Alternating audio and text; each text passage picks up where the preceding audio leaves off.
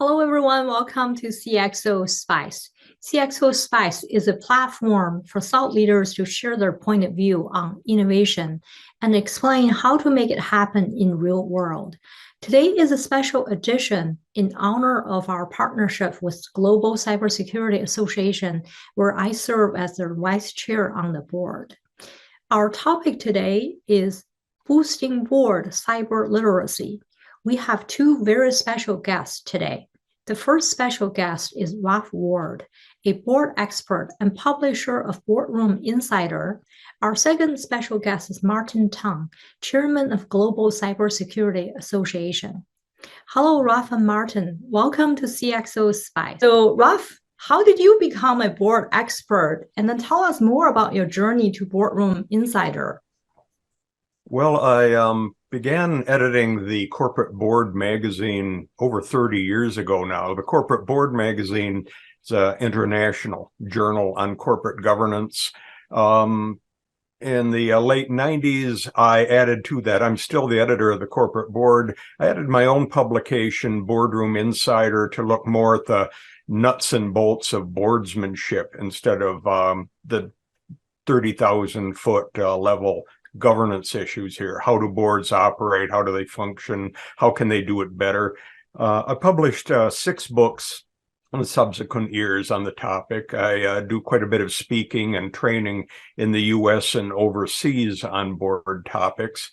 That's kept me busy. It's a fascinating field, particularly because the board of directors everywhere around the world, anywhere I go, if you say the term board of directors, everyone snaps on an image of what a board looks like anywhere in the world. But how boards function and operate and do things, and particularly how they keep themselves out of danger, is still a cottage industry. Every board, every country has to sort of make it up as they go along with this old governance structure that's been around for centuries. So what I do is a little bit of boardroom evangelism work. I take good ideas and swap them around the world and share them with people on how to keep their boards out of trouble. Well, thank you for being a boardroom evangelist, Ralph. For someone like me transitioning from an operating executive to the board member, I find your content extremely valuable, and I'm a learner. I enjoy reading all the things that you published recently. Thank you. So, Martin, can you tell us about the origin of the Global Cybersecurity Association and its mission? Oh, yes, thank you. Of course I can, Helen. I'd be delighted to. A few words to myself first. Throughout my career, I've worked in insurance for large corporates, and that's taken me from a career as an underwriter with Swiss Re and with AXA XL, where I was one of the startup team, and into a role as an insurance consultant to Bechtel in San Francisco, who were my largest clients at those companies. And also then afterwards in an insurance broking role as a strategic account manager with Aon and with JLT as a business development executive. And that's kind of the background of insurance and risk management. And when I was chairman of the Institute of Risk Management in Switzerland, we were very fortunate enough to have very generous sponsors, which enabled us to, Swiss sponsors mainly, also from Germany and the US, which enabled us to invite people from around the globe. And Helen, in fact, you were one of our speakers too, that we invited over from Chicago.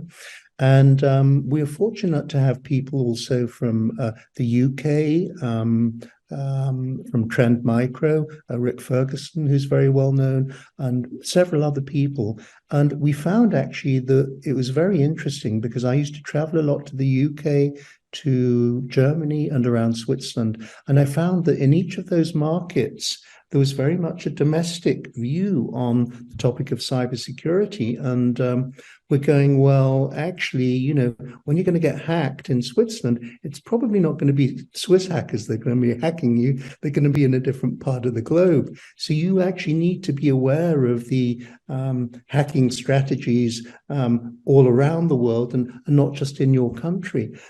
So this was the initial idea we had. And we tried to promulgate that in the Institute of Risk Management by continuing to invite really super keynote speakers from abroad to Switzerland. And then as Helen and I got to know each other better, we decided that we would form GCA, Global Cybersecurity Association.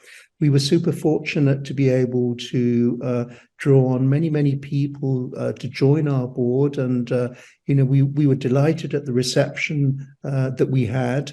We had super sponsors. There was Digital Realty, fantastic sponsor, and yes, we were really delighted. So we attracted people who were in the top 100, rated in the top 100 in the world. Tyler Cohen Wood, who's probably one of the most well-known and also the most effective defenders of cybersecurity for the Department of Defense. That's absolutely amazing to have Tyler on board. And also we have Agiat Chabib, who covers the Middle Eastern part. Agiat grew up in Germany, but he's very much in the Middle East, also with an American company as well. And Scott Schober, of course, who's a super well-known author and owner of his own cybersecurity firm in the US. So we got together, some great people. Olga Ciocarelli, who's in Switzerland. She's the head of operational risk management at Helvetia, one of the large Swiss insurance companies. So yeah, we were really blessed to have all these super people. And then, of course, Federica Vitale from Italy, who spent many years in Dublin and is now in the United States as well. She's an expert on GDPR, and now she's an expert on the US equivalent. So that's how we believe we can contribute. Speaking of that, before we dive into our discussion today, let's talk about the board structure. Could you share the board committee, general committee, and then where does cybersecurity would fit in? Yes, board committee structures vary somewhat around the world, but it's another one of those things that's sort of settled into a universal pattern. The board increasingly over the years has segmented itself into a committee structure, or I should say subcommittees of the full board, because it's simply a more efficient, effective way to do the job that we expect of boards of directors nowadays, especially at public companies. It's become much more intensive, technical, much more oversight of disclosure, of numbers, of compliance issues. And as with every other type of business, if you have a group of generalists on the board doing something, that's one level of expertise. But if you can break those generalists down into individual committees and staff them, then you're better able to do a more specialized job of this. Audit committee of the board, certainly looking at the accounting functions of the enterprise, financials, other things, tends to have very high standards. Remuneration, compensation committee of the board gets involved in executive pay setting and structures for the overall enterprise on how rewards and incentives are to be designed. Then there's typically a governance and nominating committee, which is one that has changed quite a bit over the years. It used to be someone who met once a year, a group that met once a year to look at the re-election of the board slate. And it's taken a lot more oversight of the overall board governance function. And there are any number of other committees out there, say a finance committee. Some cases we're seeing more a dedicated risk committee nowadays. When it comes to cyber oversight, in most boards of directors, that gravitates toward the audit committee of the board.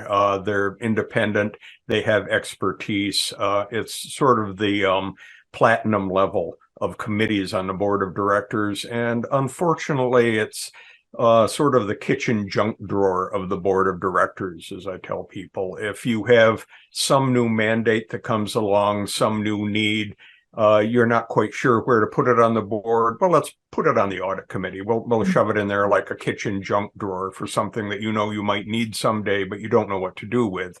And that's been a problem audit committees have faced lately, is sort of charter bloat or charter creep. They have to do more and more things, and it's not in their basic bylaws or structure to do it.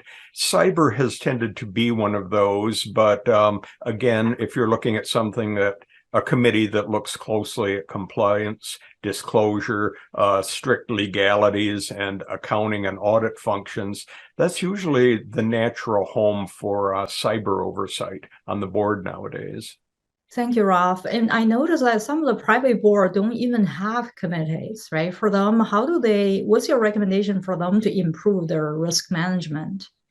More of them are adding committees, audit committees, for example, specifically. Otherwise, it tends to be a function of the full board. And then you have the CISO and the other technical staff interfacing more with the board of directors. One thing I've found is this is an area where I encourage boards to seek outside advice, counsel, consulting on looking over the overall function, penetration, defense testing of the company, working with the CISO, but also getting outside handicapping on how well it's being done.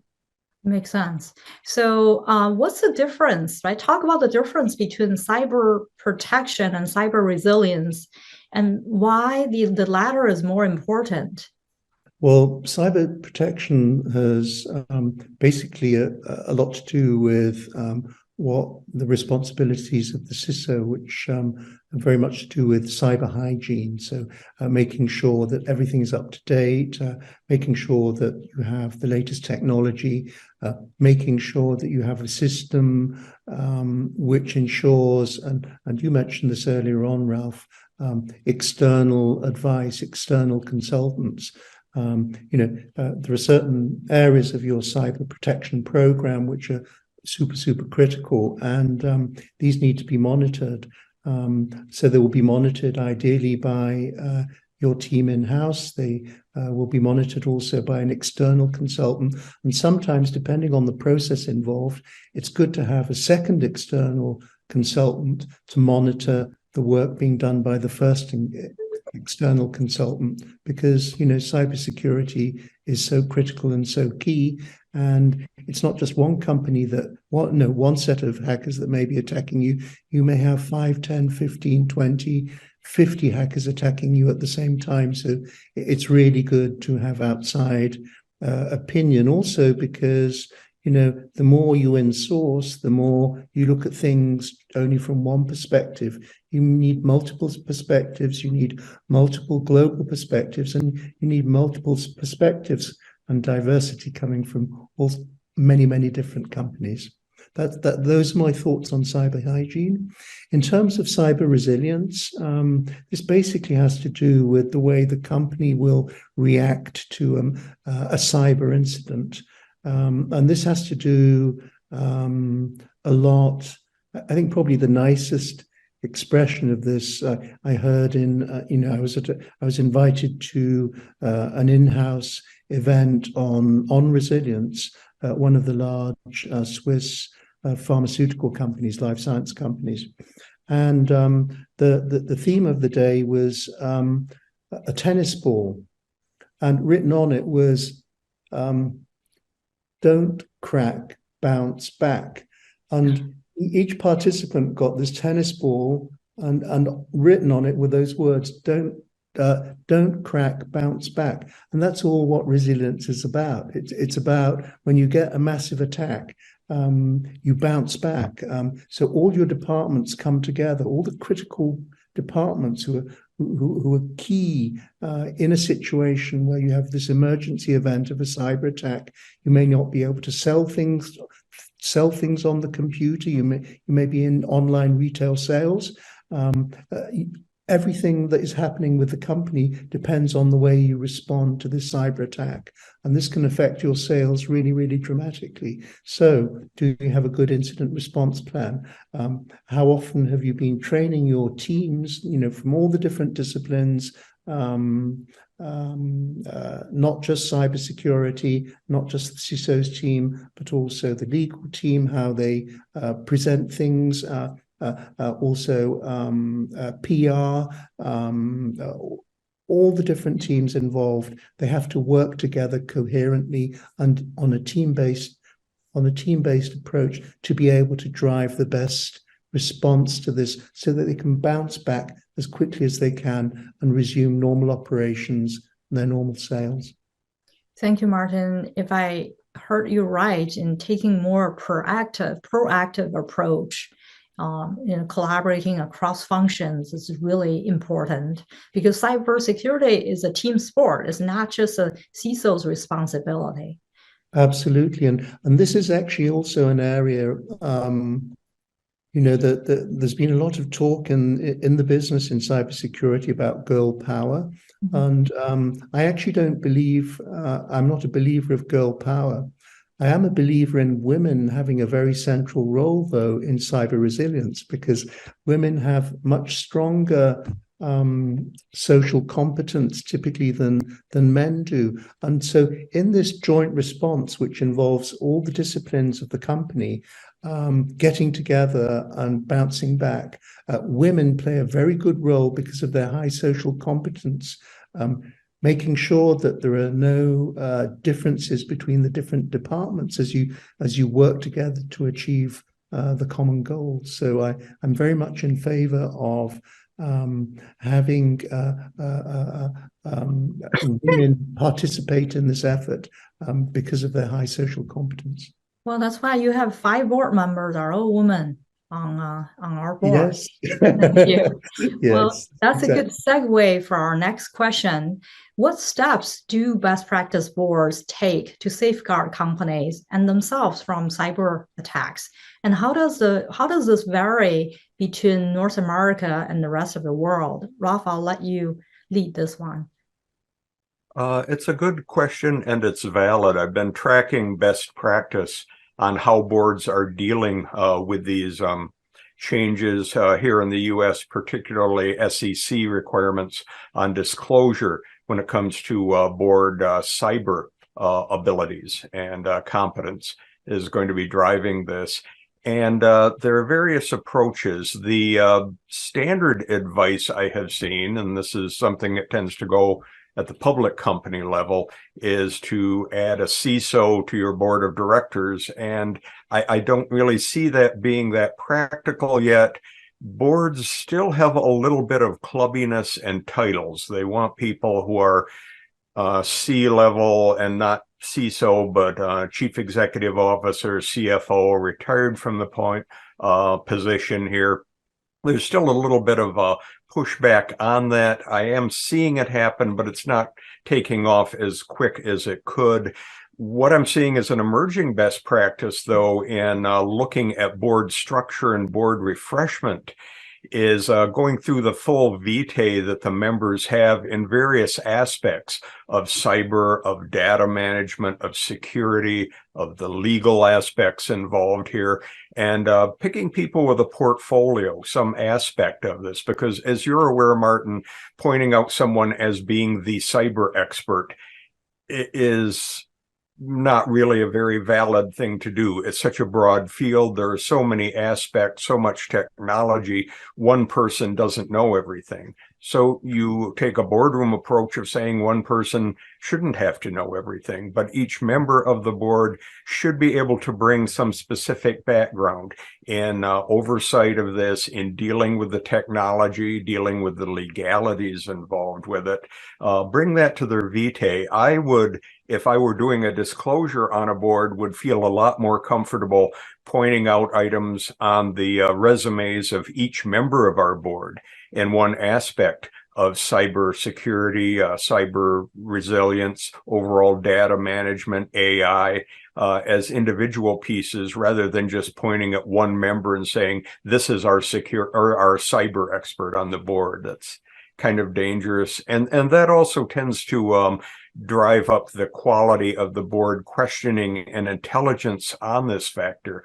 One thing I was going to mention is boards are certainly becoming more aware of cybersecurity issues, but in their personal aspects on the board, they tend to be one of the most unlocked gates for many organizations. If you think about the importance of the information and data that go back and forth in board info packets, strategy, financials, strategic plans, and often directors are still handling that through public email systems, very sloppy procedures there. And if I wanted to hack into the top levels of a corporation, I could look at some of the administrative staff and try to get through them, but I'd go through the board of directors because they're doing it so weakly.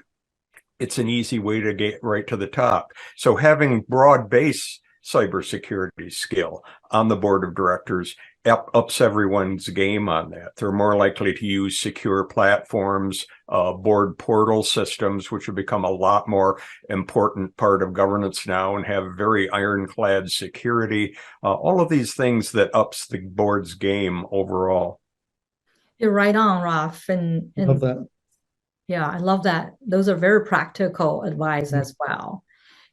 So have you seen any difference in the US versus the rest of the world? I haven't, I'm not really qualified to point out individually how they're handling it, but I have seen board awareness of it very widely around the world, and in certain areas of the world, it's more of a direct problem here. I work quite a bit with boards of directors from Africa, from public enterprises. They're much more online based for their communication, much more use of cell phones, because some of the utilities are not that well developed, and they realize that that leaves them more vulnerable there, and the threats and dangers are more important. So there is some awareness there. The Middle East, Asia, certainly the directors I've worked with seem to take it a bit more seriously, but overall it seems fairly uniform. Yeah. Question, Martin, what is the role of cyber insurance in strengthening cybersecurity? And is it really necessary for good board practice? My take on this is that there are lots of different types of cyber insurance that a company can buy. Rather than going into the details of the different insurances that you can buy, I'd just be very, very general and say there are certain insurances that you can buy that will cover all the own damage, the first party damage in the event of a cyber hack attack. And then you've got the other type of main insurance, which is the liability insurance. If you get sued, for example, by you're a healthcare company and you get hacked and you get healthcare insurance, and you get sued by the 5 million people who have medical records with you that were hacked.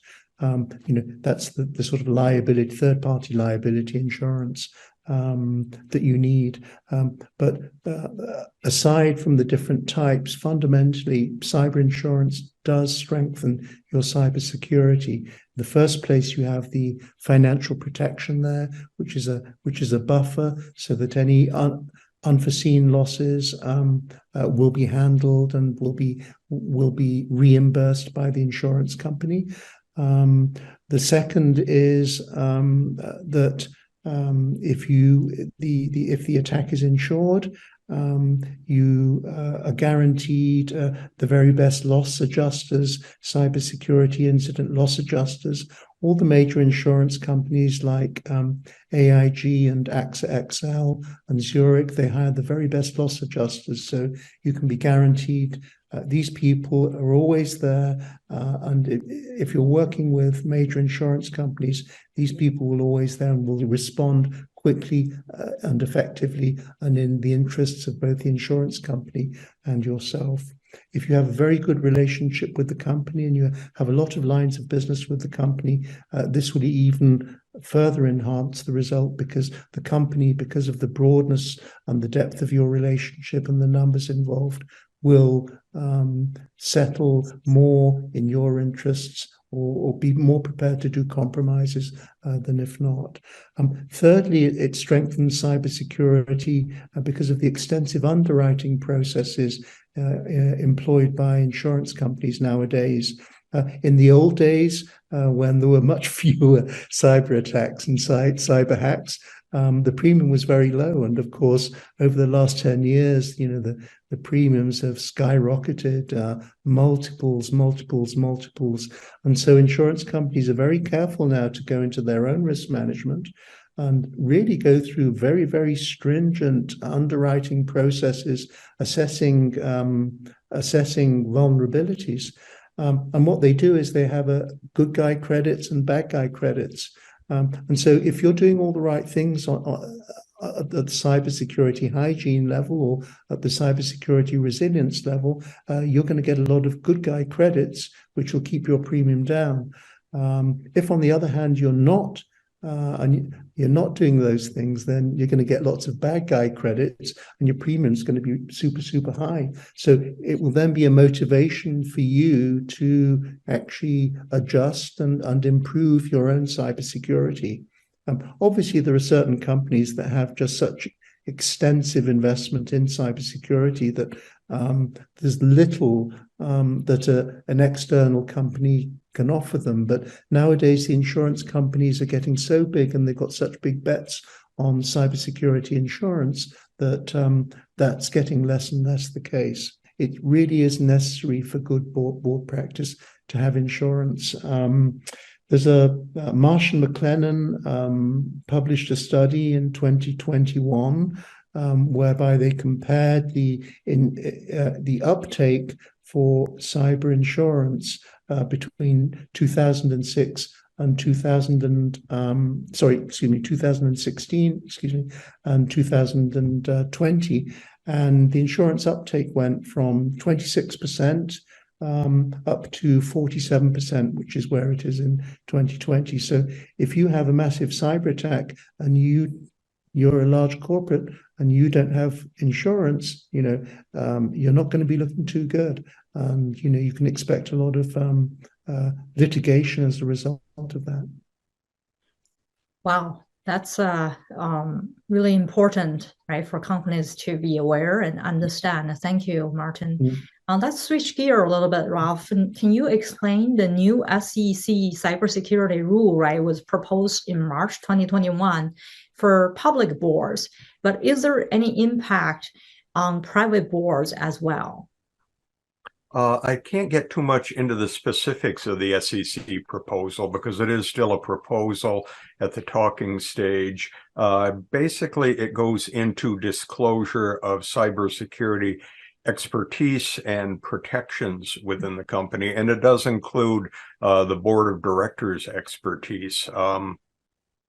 I don't have much more on that that I can offer at this point on it. But, have you seen any change or any structural change or desire for board structural change as a result of that?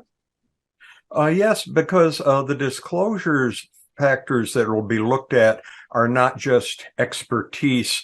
One thing to remember is if a board of or a company finds itself facing litigation or a regulatory action having to do with a hacking incident or a cybersecurity incident, there is going to be a discovery document dump going on. And it's not just going to look at the vitae of the people in the boardroom who are making this decision, but they're going to be looking at overall board processes and review. How often, what measures were you looking at? How closely was your board working with the CISO and getting reporting from them? So I am seeing boards doing a better job of upping their game on that. I tell them, whatever you do in the boardroom, if your minutes and the board information packages that you're going to have to turn over in the case of litigation. Don't tell that story, then you didn't do it. And you're going to end up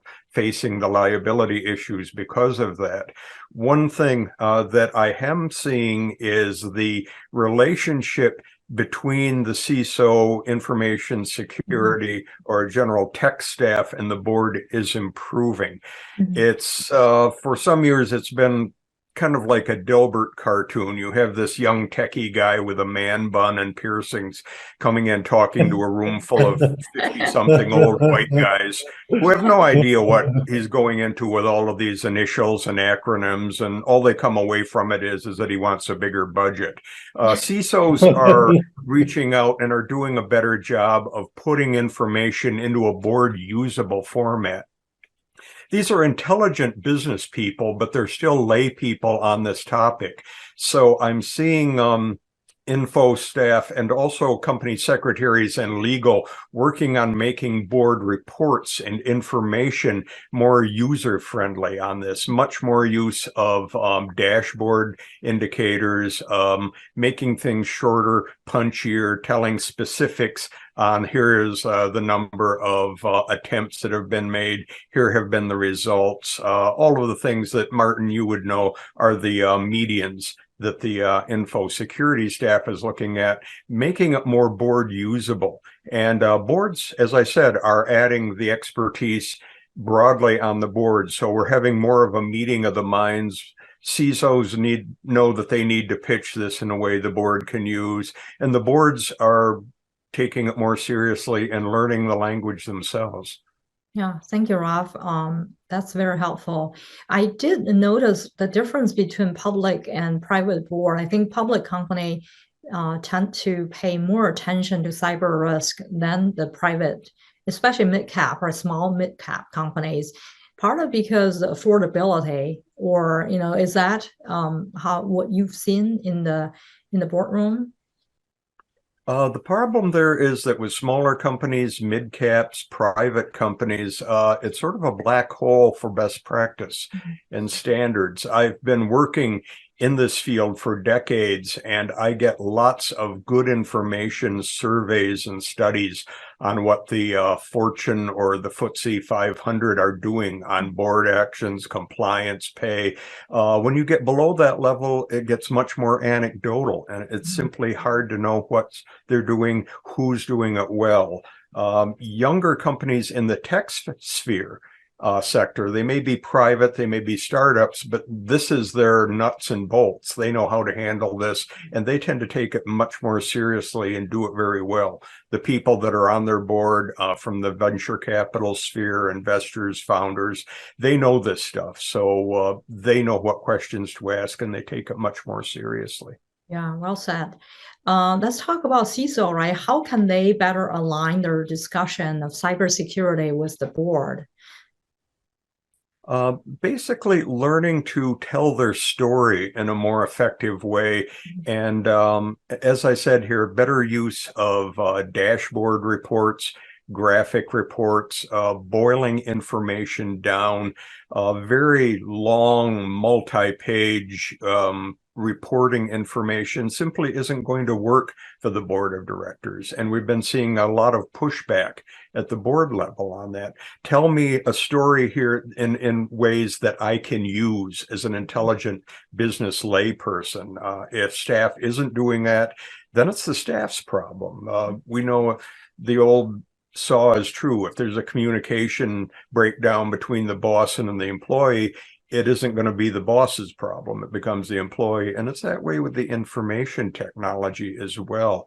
CISOs are learning to tell this in a story, and boards are learning to ask more intelligent questions. CISOs tend to complain that whenever something happens in the news or there's a hacking incident, they get questions on, well, what is about this? Are we prepared for this? And directors are just taking it off whatever they saw in the headlines today, which may not really be relevant to them.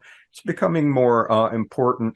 One area that I encourage boards to do is more tabletop exercise and more what would we do things. And this is where the CISO comes in. We have just had a major hacking incident and are facing a cyber ransom matter. As our information is out there, they're going to steal it, they're going to destroy it, they're going to use it, and we have to pay them X number of Bitcoin within 24 hours. What do we do right now?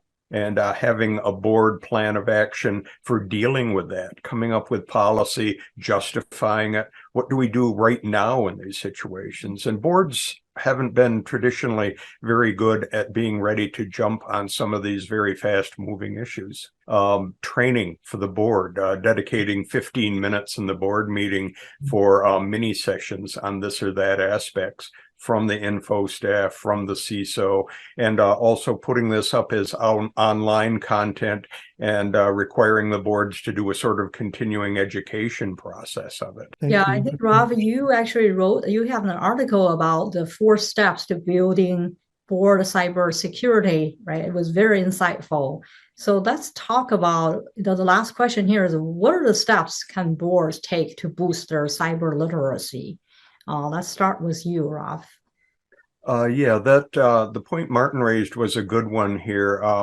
It's a best practice for the info tech staff to get on the board agenda and doing regular sessions, even 15 minutes on this or that aspect of cybersecurity, artificial intelligence, these items here, breaking it down to the lay level. What does this mean? What is the terminology here? What is the impact for the company? And also building dialogue between info staff and the board on what matters particularly for us. Is it customer data that's most important? Is it proprietary information? What are our crown jewels for this company that if I were coming in from the outside, I would be most likely to aim for? How are we protecting them? What are we doing? And as you mentioned, Martin, what are our resilience factors? I tell the boards one thing. The question that I always encourage them not to ask the CISO is, can you guarantee we're not going to be hacked? Because the CISO is going to say, hell no. It's going to happen. It's more a matter of resilience. That's like asking a plant manager, can you assure us that this machine will never break down? No, because it's going to happen. And I think boards are getting more realistic on that. There is no magic solution, but they need to make sure that all of the protections and tools are in place for dealing with that. I would mention PwC has a good guide that they released on board reporting on cybersecurity. It's a very good report on how to tell the story to the board from the CISO perspective and communicate. Thank you both for sharing valuable insights with us today. Here are my key takeaways from our conversation. The current business landscape is highly dependent on technology, making organizations more vulnerable to cyber threats. That's why it's crucial for board members to have a clear understanding of the cyber risk and to adopt a proactive approach to manage risk. The new SEC rule requires public companies to disclose information about cybersecurity expertise of their board members. Board members must understand that their knowledge and understanding of cybersecurity can influence the investment decisions of stakeholders and help secure organizations' assets, reputation, and overall resilience. Here are a few things best practice boards are doing to boost their cyber literacy. First, they encourage board members to stay engaged, stay informed through continuous education and training. Second, they add independent director with cyber knowledge to elevate the entire board knowledge on cybersecurity. Third, they schedule regular strategic risk assessment and explore the impact of tech cyber risk oversight. Fourth, a strong relationship between the board and CISO is a must. Thank you, everyone, for joining us today. Stay hungry, stay bold, and stay grateful.